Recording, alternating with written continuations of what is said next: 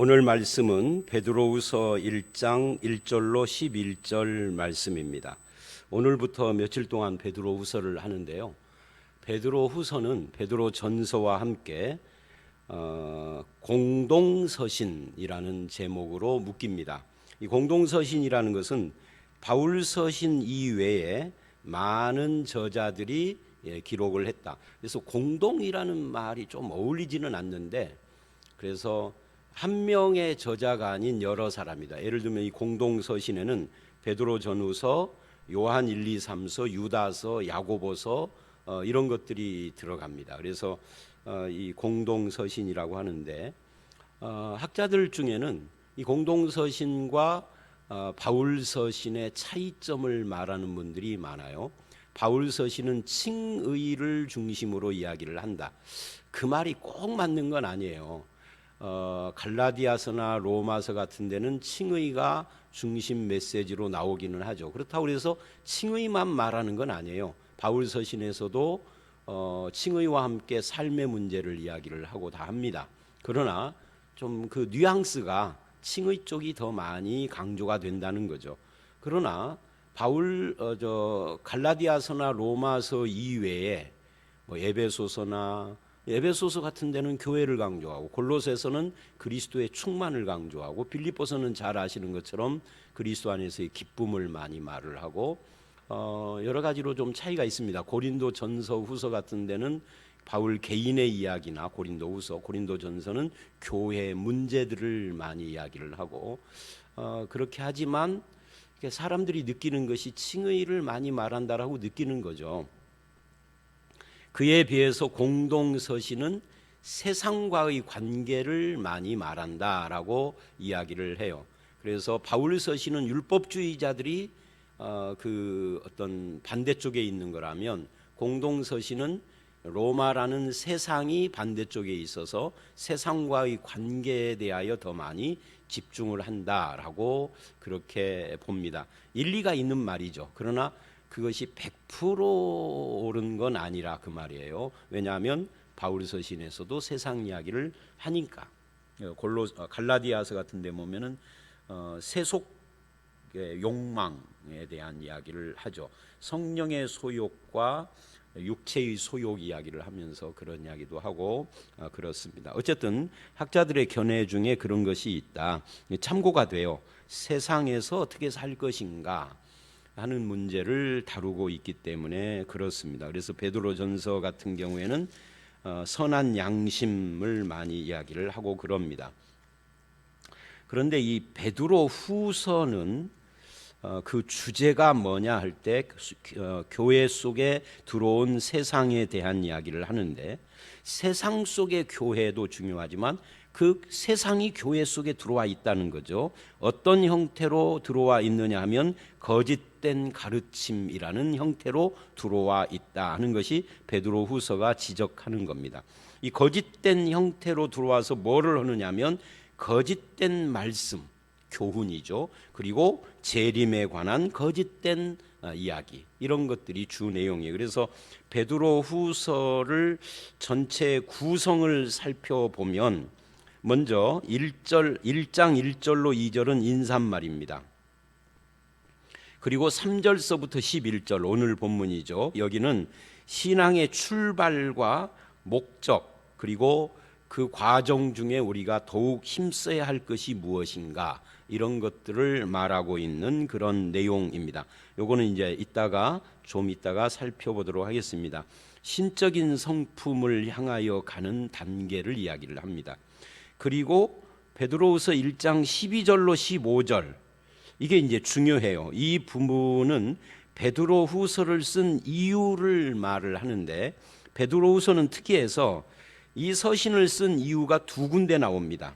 1장 12절로 15절 생각나게 하려고 썼다. 그 다음에 3장 1, 2절을 보면 거기서도 베드로후서를 쓴 이유를 말을 하면서 또한 기억나게 하기 위해서 썼다 그래요. 그러니까 같은 이야기를 하는 거죠. 그러니까 양쪽 기둥 같은 거예요. 인사말과 신앙의 출발 목적을 이야기를 한 다음에 바로 쓴 이유가 나오고, 그리고 3장 1, 2절에 쓴 이유가 다시 나오는 그 사이에 그 중간에 1장 16절서부터 2장까지인데 이 부분에 1장 16절로 21절은 말씀을 강조하고 2장은 거짓 선지자를 이야기를 합니다. 그러니까 거짓 선지자는 말씀하고 관계가 있는 거죠. 그리고 또다시 베드로후서를 쓴 이유를 3장 1, 2절에서 말을 한 뒤에 또다시 3장 3절로 9절에 주의 약속의 말씀을 강조해요. 이게 1장 16절 이하의 말씀 강조 같은 거죠.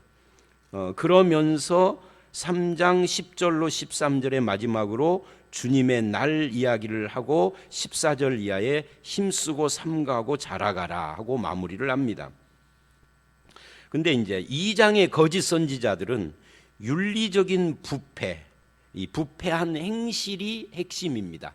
저들을 비판하는데, 근데 3장 3절로 9절에 주의 약속의 말씀 이야기를 하면서 거기는 교리적인 부패, 이 말씀을 조롱하는 교리적인 부패를 지적을 해요. 그러니까 윤리적인 부패, 교리적인 부패가 이렇게 각각 한 번씩 등장을 하고 있다라고 할 수가 있죠. 이런 구조를 가지고 있다 하는 것을 기억하시고 성경을 읽으면 훨씬 더 이해하는데 편리해요. 오늘 본문으로 직접 들어가 보시면 1절 2절에 인사말이 나옵니다. 예수 그리스도의 종이며 사도인 시몬 베드로. 여러분, 이 종이라는 말과 사도라는 말을 주목을 해보십시오. 사실은 이 둘은 단어는 다르지만 뜻으로는 거의 비슷한 이야기예요. 종은 뭐 설명할 필요 없이 종이죠. 사도는 뭐예요? 우리는 사도는 굉장히 높은 이름인 것처럼 착각을 하지만 사도라는 말의 단어의 원어적인 뜻은 보냄받은 자, 즉 심부름꾼이라는 이야기예요. 종하고 거의 비슷한 거죠. 그렇게 자기 자신을 이야기를 합니다. 근데 또 하나 특이한 것은 시몬이라는 말을 해요. 그냥 베드로가 아니라 이 시몬은 자기가 예수를 믿기 전, 사도가 되기 전에 평범한 어부였을 때의 이름입니다. 근데 위대한 사도가 된 자신을 평범한 어부 시절의 이름으로 이렇게 고백한다는 것은 베드로가 굉장히 겸손하다 하는 것을 우리에게 보여줘요. 그러니까 이 1절은 자기 자신을 종이고 심부름꾼이고 그저 평범한 시몬이었는데 베드로로 바뀌어졌음을 은근히 이야기를 합니다. 이 베드로로 바뀌어지는 그 중심에 예수 그리스도가 있다 그 말이죠. 어떻게 바뀌었느냐 하면은 우리 하나님과 구주 예수 그리스도의 의를 힘입어, 예수 그리스도의 의를 힘입어, 그리고 동일하게 보배로운 믿음을 우리와 함께 받은 자들에게, 그러니까 이것은 자기 자신에 대한 이야기면서 또한 이 서신을 받는 성도들을 가리키는 거예요. 내가 그렇게 주님의 의를 힘입은 것처럼 너희들도 동일하게 그 의를 힘입었고 보배로운 믿음을 내가 가진 것처럼 너희도 우리와 함께 받은 자들이다. 그래서 이 서신서는 베드로든 바울이든 항상 비슷한 것이 뭐냐면 인사말에서 항상 성도로서의 자기 정체성을 굉장히 강조합니다. 왜냐하면 이 정체성 문제가 확고하지 않으면 성도로서의 삶을 살 수가 없기 때문에 그래요. 희지부지하게 살고 그저 그렇게 살고 그러죠. 그런데 정체성이 확실해지면 성도로서 살아가는 일에 힘을 얻습니다. 그래서 내가 누구냐? 너희는 보배로운 믿음을 가진 자다. 예수의 의를 힘입은 자들이다. 사도와 동일한 믿음을 받은 자들이다. 이렇게 지금 이야기를 해요. 그러니까 성도와 사도의 차이가 없는 거죠. 이런 면에서. 다만 직분의 차이가 있는 거예요. 하는 일의 차이가 있는 거지 신분은 동일한 겁니다. 사도가 됐던 그냥 일반 성도가 됐던 의를 힘입고 보배로운 믿음을 가졌다라는 면에서 같다 하는 것을 보여주고 있습니다. 그 다음에 2절에 이렇게 말을 해요. 하나님과 우리 주 예수를 알므로, 일대 알므로에다가 동그라미를 하십시오. 이 안다라는 말이 에피그노세이라는 헬라어인데요. 이것은 그노시스, 지식하고는 달리 본질을 이해하는 깊은 지식을 말해요. 또는 인격적인 관계에서 나오는 참된 지식을 말하는 거예요. 그러니까 예수를 알되 지식적으로 아는 것이 아니죠. 여러분, 지식적으로 아는 예수는 안 믿는 사람들 중에도 일부러 기독교를 공부하는 사람도 있고요, 안 믿는데 성경을 읽어보는 사람도 있습니다. 서울대에는 종교 철학과 같은 것이 있는데 거기에 교수들은 예수를 믿는 사람들은 아니에요. 그중에 예수 믿는 사람도 있지만 예수를 안 믿는데도 기독교에 대해서 바삭하게 알고 성경을 아주 교수니까 가르치려니까, 그런데 신앙은 아니죠. 그건 그냥 그노스, 지식인 겁니다. 근데 에피그노세이라는 이것은 그런 지식이 아닙니다. 본질을 알고 인격적 관계 속에서 참된 믿음의 지식을 가지고 있다라는 이야기를 지금 하고 있는 겁니다. 이게 누구예요? 이게 성도예요. 여러분은 예수 그리스도를 어떻게 알고 있습니까? 그냥 지식으로 알고 있습니까? 아니면 참된 지식이고 인격적 관계로 본질을 이해하는 믿음의 지식을 가지고 있습니까? 후자여야 합니다. 그렇지 않으면 우리 지식은 쓰레기 같은 지식에 불과하죠. 밥벌이해도 소용이 없고 구원에도 의미가 없고, 그런 지식은 그냥 없는 것만 못한 거예요. 전도를 하다 보면은요, 그러니까 어설프게 선무당처럼 조금 알고 있는 기독교에 대해서 조금 알고 있는 사람들을 전도하기가 더 어려워요. 그러니까 맛보기만 한 사람들, 교회에 좀 다녀본 사람들, 이 사람들은 완악하기가 그지없어요. 사실은 아무것도 모르는 사람들이 훨씬 더 순수하게 그리스도의 복음을 영접하는 경우를 우리는 왕왕 봅니다. 자, 1, 2절은 그런 이제 인사말입니다. 3절서부터 본론인데 3절로 11절의 핵심은 신적 성품이라는 표현에 있습니다.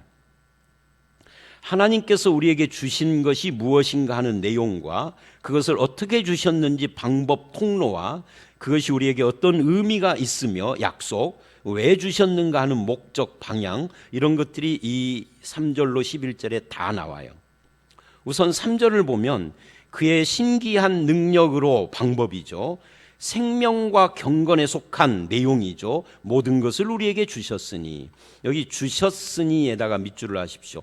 완료형입니다. 이미 다 주셨다. 참된 지식을 가지고 예수를 믿는 사람들은 이미 받을 것을 다 받은 자들이다 하는 이야기예요. 뭐를 받았느냐 할 때 생명과 경건에 속한 내용인데, 생명, 이건 구원이죠. 경건, 이건 삶이잖아요. 그러니까 예수를 믿고 구원받는 것과 구원받은 자가 어떻게 살아야 될 것인가에 대해서 우리는 다 받았다 하는 이야기예요. 그걸 어떻게 주었느냐? 2절에 알므로, 예수를 알므로 주셨다 하는 겁니다. 예수를 알지 않고 생명을 얻거나 경건에 속한 삶을 살 수 있는 것은 아닌 거예요. 그 다음에 이는 그래요. 이렇게 주신 이유는 그래, 목적입니다. 이는 자기의 영광과 덕으로서 우리를 부르신 이를 알므로. 이 알므로가 또 나오죠. 같은 알미입니다. 2절하고 알므로 말미암음이라. 그러니까 이렇게 주셨는데 주시는 통로가 알미라는 거죠. 근데 자기 영광과 덕으로 우리를 부르신 이를 아는 겁니다. 나를 부르신 그분이 누군지, 하나님 아버지가 누구시며 성령님이 누구시고 주 예수가 누구신지를 알므로 우리가 생명을 얻고 경건에 속한 삶을 살게 되었다. 그 다음에 4절, 그래서 그렇게 알고 주심으로써 무엇을 목적으로 하느냐 할 때 이렇게 말을 해요. 이로써, 이걸 가지고 3절을 가지고 그 말이죠. 그 보배롭고 지극히 큰 약속을 우리에게 주사. 자, 이 표현을 보십시오. 그러니까 이 3절의 이 표현은, 4절의 이 표현은 3절을 요약한 거예요. 3절의 생명과 경건에 속한 것을 다 주셨는데 그게 뭐냐 할 때 그게 보배롭고 지극히 큰 약속이다. 이 약속, 이게 구약이고 신약이잖아요. 말하자면 성경이에요. 성경 전체가 보배롭고 큰 약속인데 이것을 우리에게 주셨다. 그 약속의 핵심이 예수 그리스도죠. 그래서 예수를 알므로 생명을 얻게 하고 경건한 삶을 살게 하는 이 약속, 이 약속으로 말미암아 뭘 하게 하려고 했느냐면 우리를 신성한 성품에 참여하는 자가 되게 하려 목적이죠. 그러니까 우리가 구원받은 목적은 첫째는 구원이지만 구원으로 끝나는 것이 아니라 칭의 구원을 받은 자가 영화 구원에 이르도록 신성한 성품에 이르는 것까지를 다 예수 믿는 목적으로 주셨다고. 그러니까 늘 제가 강조를 하도 많이 해서 이제는 이런 말을 할 때마다 변명을 해야 할 정도로 하도 많이 했는데, 예수 믿어서 복 받으려는 것이 아니다 그 말. 예수 믿고 복 받으세요가 아니라 예수 믿어 구원받고 신성한 성품에 참여하는 자가 되세요예요. 근데 이제 우리가 그렇게 길게 장황하게 말할 수가 없으니까 예수 믿고 구원받으세요 하는 거죠. 이 구원에는 칭의 구원, 영화 구원을 다 포함하는 거다. 그래서 신성한 성품, 이게 옛날 성경에는 신의 성품입니다. 하나님을 닮은 성품이에요. 에베소서 4장에서는 예수 그리스도의 장성한 분량이 충만한 데까지 이르러가는 거예요. 로마서 8장에서는 영화롭게 되는 거죠. 그래서 그런 목적을 향하여 가는 신앙이 참된 신앙입니다. 예수를 믿은 지 40년, 50년 됐는데 신성한 성품에 참여하는 것이 눈꼽만큼도 안 보여. 악독하고 쌀쌀하고 음흉하고 더럽고 추하고 언행이, 이 사람 구원받은 사람인가? 근데 교회는 정말 열심히 다녀. 열심히 다니니까 직분도 받았어요. 장로, 권사, 어떤 때는 목사가 된 사람도 있고, 교인들이 다 칭찬해. 예수 잘 믿는다고. 근데 그게 과연 예수 믿는 사람이, 구원받은 사람인가? 신성한 성품에 참여하는 자가 되고 있지 않으면 그게 구원받은 사람이라고 말할 수가 없다 그 말입니다. 왜? 목적을 향하여 가지 않고 있으니 출발을 안 한 거죠. 이 부분을 우리가 중요하게 생각을 해야 합니다. 신앙의 목적과 방향이에요. 예수를 믿어서 뭐 하려고 하느냐? 구원받고 축복받으려고 아니라 구원받고 신성한 성품에 참여하는 겁니다. 구원받고 축복받고가 아니에요. 자, 이걸 분명히 해야 합니다. 그래서 이제 5절 그러므로가 뭐냐면 4절을 받은 거예요. 이 신성한 성품에 참여하려면 어떻게 해야 되느냐? 너희가 더욱 힘써라. 더욱 힘써 뭐를 해야 되느냐? 이것을 옛 성경에는 더욱 힘써 공급하라라고 7절에 그렇게 돼 있는데, 새로운 번역에는 공급을 빼버리고 더하라라고 했어요. 의미는 같은 거지만 우리가 더욱 힘써서 내 삶에다가 무엇인가를 더해가야 한다. 공급해야 한다. 그게 뭐냐? 기초는 믿음입니다. 믿음은 가장 기본적인 것이죠. 근데 믿음이 믿음으로만 끝나면 안 된다 하는 이야기예요. 믿음 위에다가 뭐를 세워야 돼요? 덕을, 모랄 엑설런스라고 합니다. 모랄이라는 게 도덕이잖아요. 이 도덕적 엑설런스라는 말은 탁월성입니다. 그러니까 도덕적인 탁월성입니다. 믿음만 가지고는 안 됩니다. 믿음 위에다가 도덕적 탁월성을 세워야 한다. 자, 믿음은 참 좋은데 나쁜 놈이야. 말이 안 되는 이야기예요. 그거는 성립이 안 되는 이야기. 믿음은 참 좋은데 저 목사는 음흉해. 그거는 믿음 없는 사람이라는 말과 똑같은 거예요. 믿음이 없는데 어쩌다 목사가 된 거죠. 음흉한 목사는 없는 거예요. 참 믿음이 좋은데 저 권사는 싸가지가 바가지야. 그것도 말이 성립이 안 되는 거예요. 믿음 위에 도덕적 탁월성을 세워가야 그게 참된 믿음인 거죠. 그게 이제 신의 성품에 자라가는 거잖아요. 그 덕 위에다가 뭐를 해야 되느냐? 지식을. 그래요. 이게 또 무슨 말이냐면, 이 덕스러운데 이래도 좋고 저래도 좋은 사람 있죠. 그러니까 사람은 참 좋은데 물에 물 탄 것 같아. 그러면 안 되는 거죠. 이 덕 위에다가 지식, 이 지식을 바르게 세워야, 성경의 지식이라든지 기독교 신앙의 지식 같은 걸 바르게 세워야, 그래야 흔들리지 않는 거잖아. 이게 제대로 안 된 사람은 믿음도 있고 덕스러운데, 사람 좋은데 이단에 빠져. 그게 바른 지식이 없어서 그러는 거예요. 여러분, 그러니까 이 순서를 잘 보세요. 이게 다 하나하나 일리가 있는 이야기들이에요. 이렇게 세워가야 한다는 거죠. 과정이에요. 신의 성품에 자라가는, 믿음을 기본으로 해서 도덕적 탁월성, 지식, 그 다음에 절제와 인내입니다. 이 절제라는 것은 자기 자신의 욕망을 절제하는 거고, 인내라는 것은 세상의 고난을 견디는 거예요.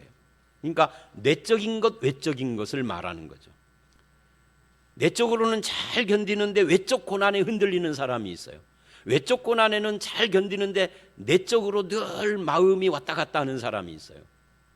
이 둘이 안, 그래서 내적 외적 고난을 잘 방어하는 그런 성도에 대한 이야기를 하고 있는 겁니다.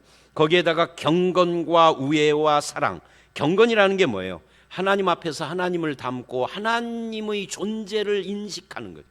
그러니까 하나님이 내 앞에 마치 나와 함께 있는 것처럼 인식을 했을 때와 그것이 없을 때 사람의 삶의 태도가 달라지는 거잖아요. 우애, 형제 앞에서의 삶이죠. 하나님 앞에서의 삶, 형제 앞에서의 삶. 그리고 마지막으로 신의 성품인 사랑에까지 이르러야 한다. 이것을 더하라. 더하라라는 말은 훈련해야 한다는 거죠. 이런 것이 없으면 8절, 이런 것이 있으면이 8절이라면 9절은 이런 것이 없으면 하는 거예요. 이런 것이 있으면 뭐가 유익하냐? 예수 그리스도를 알기에 게으르지 않게 되고 열매 없는 자가 되지 않게 한다. 말을 좀 복잡하게 했지만 이런 것이 있으면 예수를 알게 되고 알아가게 되고 열매 있는 삶을 산다 그런 말이에요. 근데 이런 것이 없으면 맹인이라, 멀리 보지 못한다. 옛날 성경에는 원시치 못하고 이렇게 돼 있는데요. 멀리 보지 못한다 할 때 이 멀리 본다는 시력이 한 3.0쯤 돼가지고 300m 저 앞에 있는 것도 훤히 보이는 이런 걸 말하는 게 아니라 구원의 미래를 말하는 겁니다. 이 구원의 미래가 뭐예요? 완성된 구원, 영화 구원입니다. 그 영화로운 구원의 완성을 못 바라보기 때문에 단견, 짧은 눈을 가지고 지금 당장 일어나는 일에 급급하게 살아가는 거예요. 그러니까 타협도 하고 넘어지기도 하고 그러는 거죠. 교만도 하고. 멀리 보지 못하고 옛죄, 과거에 내가 예수를 믿어 회개하고 죄사함을 받은 것을 잊어버린다. 그러니까 이런 이야기입니다. 신학적으로 말하면 지금 현재 믿음의 이 7가지를 쭉 쌓아가며 신의 성품에 이뤄가는 과정이 없다면 그러면 미래의 영화 구원을 바라보지 못하고 과거의 칭의 구원을 잊어버린 자가 된다. 이거 무슨 말이에요? 구원 없는 자처럼 산다는 말이잖아요. 이게 심각한 겁니다. 믿음의 덕과 지식, 절제, 인내, 경건, 우애, 사랑을 쌓아가는 것이, 더하여 가는 것이 선택사항이 아니다 그 말이에요. 이게 심각한 것이다. 그러니 우리가 더욱 힘써서 이런 것들을 더해야 된다는 이야기죠. 그래서 10절, 그러므로 더욱 힘써 너희 부르심과 택하심을 굳게 하라. 부르심과 택하심은 과거적인 거잖아요. 이 과거에 내가 부름받고 택하심을 받았는데 그것이 흔들리지 않도록 더욱 굳세게 하라. 이것을 행한즉이라는 것이 앞에 나오는 4절로 8절, 7절의 그것이죠. 그것을 행한즉 언제든지 실족하지 않. 그러니까 우리가 더 힘써 신앙생활을 해야 할 필요를 말하고요. 이같이 하면 우리 주 곧 구주 예수 그리스도 영원한 나라에 들어감을 넉넉히 주시리라. 그러니까 10절, 11절은 8, 9절을 반영, 특히 9절을 반영한 거예요. 과거 구원인 부르심과 택하심, 미래의 구원의 완성인 그리스도 영원한 나라에 들어감, 이 두 가지가 흔들리지 않고 넉넉하게 된다는 이야기를 함으로써 오늘 본문 3절로 11절의 핵심은 5절로 7절에 있어요. 믿음의 덕을, 지식을, 절제를, 인내, 경건, 우애, 사랑을 더하라 하는 것이 핵심인 거죠. 이것이 있는 사람과 없는 사람, 과거 구원, 미래 구원을 다 잊어버리고 사는 사람이 되니까 여러분은 어떠십니까? 이 구원과 믿음의 목적인 신의 성품을 향하여서 더욱 힘써 나아가고 계십니까? 그렇게 함으로써 과거에 얻은 속죄의 은혜, 부르심과 택하심의 은혜를 굳게 하고 미래의 영원한 영광의 구원을 바라보는 삶을 살고 있습니까? 이것이 없어서 늘 흔들리고 소망도 없고 확신도 없는 삶을 사십니까? 주님 안에서 믿음 위에 신성한 성품을 계속 더해 가심으로 확신 있고 소망 있는 그런 삶을 살아가는 저와 여러분들이 되시기를 주의 이름으로 축원합니다. 함께 기도하겠습니다. 하나님 아버지, 그렇습니다. 우리가 보배로운 믿음을 가진 자로서 예수를 알므로 생명과 경건에 속한 모든 것을 받았는데 그 받은 것을 잊어버리고 살 때가 너무나 많습니다. 또한 이렇게 받은 구원이 미래의 영원한 영광에 이르기까지 주님이 보장하셨지만 그 소망을 잃어버리고 현재의 삶 속에서 신성한 성품을 잊어버리고 살 때도 있습니다. 주님, 구원받은 믿음뿐만 아니라 그 위에 신성한 성품을 힘써 더해가는 그런 성도의 삶을 살 수 있도록 우리를 인도해 주시옵소서. 예수님 이름으로 기도드려 싸움나이다. 아멘.